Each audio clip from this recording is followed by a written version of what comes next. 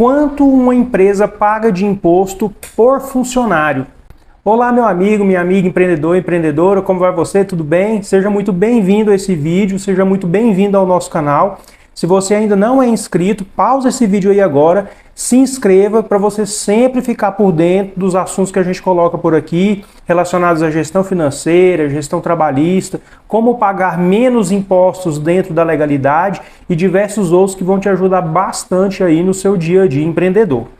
Muitos empreendedores têm dúvidas sobre qual é o real custo de um empregado. Eu vou contratar um empregado, quanto de imposto eu vou pagar sobre o salário que eu combinar com esse empregado, quanto de encargo eu vou pagar? Será que realmente é muito caro? Será que eu dou conta de pagar? Será que eu posso contratar mais de um? Se você também tem esse tipo de dúvida, fique comigo até o final que eu vou te explicar como fazer esse cálculo e como você se basear melhor para decidir como e quando contratar um empregado. Mas para isso eu vou te convidar, vamos aqui na tela do computador, tá bom? Então olha só, na hora de contratar o funcionário, você tem que levar em conta não só o salário que você vai combinar com ele, mas como também os encargos, tá? Então, ó, vamos colocar aqui o salário, o 13º salário, que apesar de ser pago só no final do ano, você tem que fazer conta dele, porque você vai ter que pagar ele depois em dezembro. Férias mais 1/3, que apesar de não pagar mensal, depois de um ano você tem que pagar o empregado, ou pagar, além de pagá-lo, você vai ter que arranjar outro para substituí-lo. Então tem o FGTS, que tem que ser pago mensalmente, isso aqui já dá um subtotal, né? E depois você tem que pagar ainda, talvez, a alimentação e o vale transporte. Por que talvez? Porque isso aqui vai depender se a alimentação é obrigatória segundo a sua convenção coletiva e o vale transporte se o empregado mora próximo da empresa e usa transporte público ou não. Então veja bem, se você combinar um salário de R$ 1.500 com o empregado, você vai ter que reservar para pagar o 13º 1/12 desse dinheiro todo mês. Então todo mês você tem que guardar R$ 125 para pagar o 13º dele no final do ano. Além do 13º, as férias é o mesmo valor e mais 1/3. Então, as férias vai ser o valor de R$ 166,67. Deixa eu conferir aqui se é isso mesmo. Isso mesmo. Né? Porque, ó, você pega 125 dividido por 3, mais 125. Tá certinho a conta. Só para ter certeza que não errei aí o cálculo para você. O FGTS você vai pagar sobre o salário, mas também você vai pagar sobre o 13º e sobre as férias se ela for gozada. Então, esse FGTS vezes 8%, você tem que guardar, separar para pagar FGTS R$ 143,33. Desse valor, uma parte você já vai pagar todo mês e outra parte você vai guardar para pagar na época que conceder as férias, na época que conceder o 13º. Então, você veja que aqui já está dando um total de R$ 1.935. A alimentação você tem que ver na convenção coletiva do sindicato que representa a sua categoria. Então, se a sua convenção coletiva disser que é obrigatório pagar o valor de alimentação, você tem que pagar diariamente o valor que consta lá. Se não for obrigado, você não paga. Vamos dar um exemplo aqui de um funcionário que trabalha 20 dias por mês e a alimentação obrigatória seja, sei lá, R$ 20, por exemplo. Não quer dizer que você vai ter esse gasto, mas vamos fazer uma simulação como se fosse essa a sua realidade. Então você teria que pagar R$ 400 de alimentação por mês. E o vale transporte é devido não pela distância que o empregado mora em relação à empresa, mas sim se ele usa de transporte público para ir trabalhar ou não. Vamos dar um exemplo aqui, fazer de conta que o empregado trabalha 20 dias por mês, em média, e gasta aí R$ 11 por dia de vale transporte. Então você teria mais R$ 220. Os 1.935, né? Mais alimentação e mais o vale transporte, significa R$ 2.555.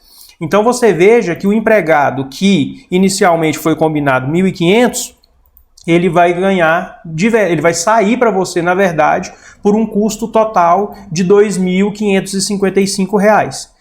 Se não tiver alimentação e nem vale transporte, vamos fazer uma conta aqui só com os encargos. Ó, só com os encargos é 29% a mais do salário que você vai pagar com os encargos. Arredondando, eu costumo dizer 30%.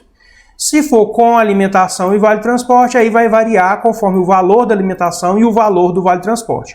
Isso aqui que eu estou dizendo é para uma empresa optante do Simples Nacional, tá?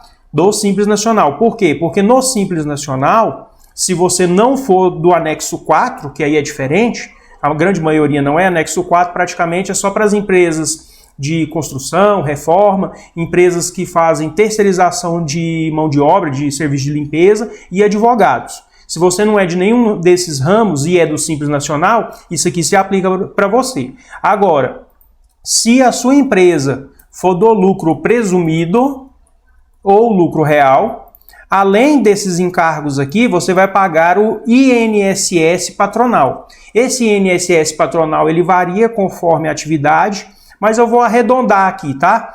Eu vou arredondar aqui para 27, peraí. Eu vou arredondar ele para 27,8%, que é o que a maioria das empresas, das atividades pagam, mas isso também tem variação. Então, se você somar o salário, mais o 13º, mais as férias, vezes 0,278, você vai pagar mais R$ 498,08 de INSS patronal. Isso não é o que desconta do empregado, é o que a sua empresa vai pagar e ainda mais o que desconta do empregado no contra-cheque. E aí, nesse caso, o subtotal aqui, que para a empresa do Simples Nacional foi de 1.935, para uma empresa do lucro presumido ou do lucro real, vai ser 2.433,08. Ou seja, esse salário para a empresa do lucro presumido ou do lucro real, o total do encargo, é de 1,62, ou seja, 62% a mais em relação ao salário que foi combinado. Então, dessas informações que eu estou te passando, você já tira essa premissa. Se a sua empresa for do Simples Nacional, você pode acrescentar 30% ao valor do salário que você combinar para pagar os encargos com férias, 13º e FGTS. E quando eu digo salário, é salário mais todos os acessórios. Se você combinou comissão, aí você tem que incluir também. Não é só o salário, é o total da remuneração. Então é a remuneração mais 30%. Se a remuneração da pessoa, do empregado é 2.000, então 2.000 mais 30% vai ficar aqui 2.600, certo? Se a remuneração é 3.000, vai ficar 3.900 e assim por diante. Isso se a sua empresa for do Simples Nacional. E se a sua empresa for do lucro presumido, você pode acrescentar aí 62%. Então você veja que é bastante caro, né? Se você tiver um salário, por exemplo, de R$ 1.500, 1.500 mais 62%, você vai, você vai pagar aqui,